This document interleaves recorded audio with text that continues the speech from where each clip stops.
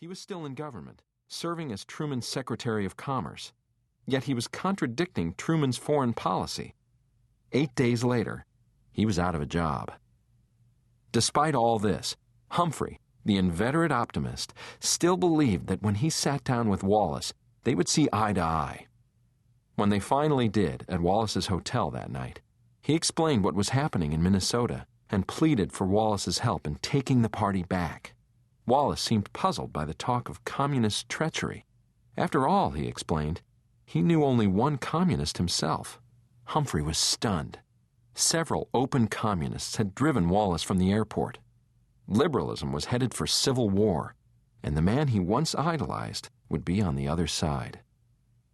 But in the fall of 1946, that civil war was still months away, and Wallace was still a liberal icon.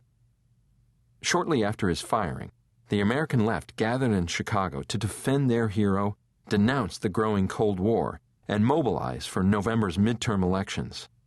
All the biggest liberal groups were there: the National Citizens Political Action Committee, the Independent Citizens Committee, the NAACP, and the Congress of International Organizations, CIO, for what historian Alonzo Hamby has called one of the widest and most representative assemblies of liberals ever brought together. Liberals left Chicago giddy at their show of strength and confident about the fall campaign. In mid-October, CIO President Philip Murray, the left's most influential labor leader, predicted that we expect this movement to become in due course the most powerful liberal and progressive organization brought together in the history of the country. Richard Nixon knew better. In September 1945, the 32-year-old Navy lieutenant commander received a letter from a prominent banker back home in Whittier, California. The letter asked if he would like to be a candidate for Congress on the Republican ticket in 1946. Nixon quickly agreed. The district, California's 12th, was represented by a 5-term liberal Democrat named Jerry Voorhees. Voorhees was hardly a Soviet apologist, but he did have ties to the National Citizens Political Action Committee and the CIO, and for Nixon, that was enough. Fusing the two organizations under the sinister rubric, the PAC, he made their supposed support of Voorhees the centerpiece of his campaign. Nixon wasn't unique. Across the country, conservative Republicans attacked liberal Democrats as soft on inflation, labor militancy, and perhaps most damaging of all, communism, charging that a group of alien-minded radicals had seized the Democratic Party. Tennessee Congressman B. Carroll Reese called the election a fight basically between communism and republicanism. 2 months before the election, New York Herald Tribune columnists Joseph and Stuart Alsop saw the disaster about to unfold. Liberals, they charged, had consistently avoided the great political reality of the present, the Soviet challenge to the West. As a result, in the spasm of terror which will seize this country, it is the right, the very extreme right, which is most likely to gain victory. The election was a massacre. Republicans gained an astonishing 13 seats in the Senate and 55 in the House, taking control of both chambers for the first time in 16 years. Nixon cruised to victory. "Bow your heads," wrote TRB, the New Republic's political columnist. "Conservatism has hit America." Only one liberal faction was not implicated in the 1946 disaster, and it was barely a faction at all. America's 4 largest liberal organizations may have admitted communists, but a 5th, the Union for Democratic Action, UDA, did not. Founded in 1941 by former socialists who favored the United States entry into World War II, the UDA was small, perpetually broke, and widely reviled for its refusal to admit communists. With few active chapters and a mere 5,000 members, it was, admitted National Director James Loeb, the pariah of the liberal movement. The UDA had already been planning a conference for early 1947, but the conservative landslide gave it new urgency and new appeal. And so, on Saturday, January 4th, 1947, an unexpectedly large crowd showed up at Washington's stately Willard Hotel. Humphrey was there. So was Michigan's Walter Reuther, the ascetic, hard-driving 39-year-old who had seized control of the United Auto Workers the previous spring. From Harvard came Arthur Schlesinger, Jr., not yet 30 and already in possession of a Pulitzer Prize for his history of Jacksonian America. Eleanor Roosevelt, who had grown to loathe the Soviets during her human rights work at the UN, gave the conference its New Deal bona fides. And Reinhold Niebuhr, the tall, unaffected Midwesterner widely acknowledged to be America's leading Protestant theologian, provided the theoretical heft. In the famed hotel where Abraham Lincoln spent the night before his first inaugural, they altered American history, renaming their organization Americans for Democratic Action, ADA. The men and women of the Willard committed themselves to a new liberalism. On domestic policy, its principles were familiar: the defense of civil liberties and the expansion of the New Deal.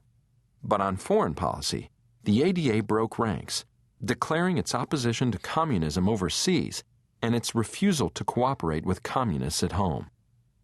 At the heart of the ADA's new liberalism was a term that had only recently entered the American lexicon: totalitarianism. Most liberals loathed fascism, but many saw communism as something different, a noble dream, if flawed in practice, and a powerful ally in the fight against imperialism abroad and for economic justice at home. For the ADA, however, fascism and communism were both totalitarian ideologies.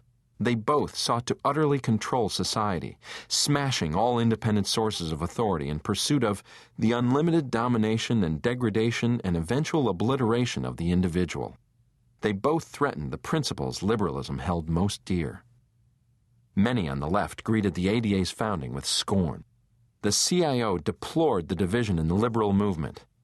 Wallace, who since leaving the Truman administration had become editor of the New Republic, penned a column titled, "The Enemy is Not Each Other." But they were missing the ADA's essential point. For the new liberals, the enemy was each other. Critics accused the new organization of undermining liberal unity against the right, and the ADA replied that communists actually hindered that effort by discrediting liberals. But more fundamentally, they argued that liberalism had an enemy that was not on the right. Liberalism, in Schlesinger's phrase, stood in the vital center between the two great totalitarian poles of communism and fascism. To define it merely as conservatism's antithesis was to deny liberalism's full moral identity. Over the next decade and a half, this anti-totalitarian liberalism would become the dominant ideology in American public life. It would spend its first years engulfed in a civil war on the left, only to be thrown on the defensive for much of the 1950s by an emerging Cold War right. But it would survive these challenges, and as a new decade began and a new spirit took hold, it finally began to realize the vision of national greatness born at the Willard Hotel.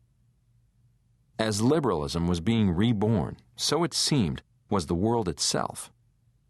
On February 21, 1947, a British embassy official drove to the State Department, where he informed Under-Secretary of State Dean Acheson that His Majesty's government, itself under desperate economic strain, could no longer continue aiding the besieged governments of Greece and Turkey.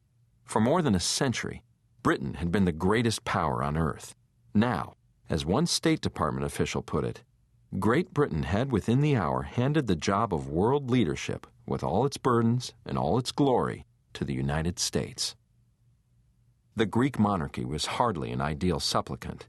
Under assault from communist rebels backed by the new Soviet bloc, it was not merely authoritarian, but chaotic as well. Next door, the Turkish government was 3 years away from its first free election. But for Truman, imperfect democracies were vastly superior to totalitarianism. And at 1 p.m. on March 12th, in a speech carried live on radio, he called on Congress to provide economic and military aid. At the present moment in world history, he declared, nearly every nation must choose between alternative ways of life. One way of life is based upon the will of the majority and is distinguished by free institutions. The second way of life is based upon the will of a minority, forcibly imposed upon the majority. It must be the policy of the United States to support free peoples who are resisting attempted subjugation by armed minorities or by outside pressures. It was the right policy, clothed in a doctrine that was both stirring